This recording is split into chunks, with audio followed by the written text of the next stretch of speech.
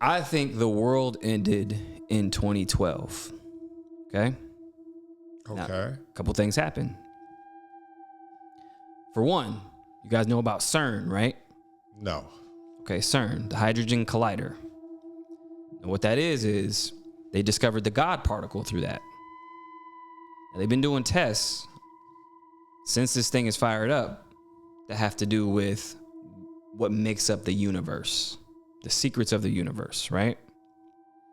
So since this thing has fired up in 2012, they said in theory, it could have collapsed time itself or Earth or ended the Earth from what we know it, right? Because they're smashing atoms together and doing all these different things.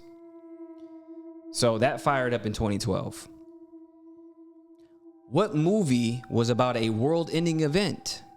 2012? 2012. Okay. So after all that, I think after 2012, other timelines have been colliding with each other, right? So the world we knew ended. And now what we're seeing is layers of different realities happening. So to that point, that lady may be from somewhere, another timeline that's not from ours, that bled into ours and then disappeared. Now there's another story about something similar happening back in the 50s. This guy came into the airport and they were like, this place doesn't exist. Same thing. I believe it might have been the same place. It sounded very eerily similar to that. He had a passport. He said, hey, I'm from here. It's in between here and here, somewhere in Europe. Never existed. And then they locked him in a room, interrogated him for hours. And then they leave and they come back. They locked him up. He's still in the room. He's gone.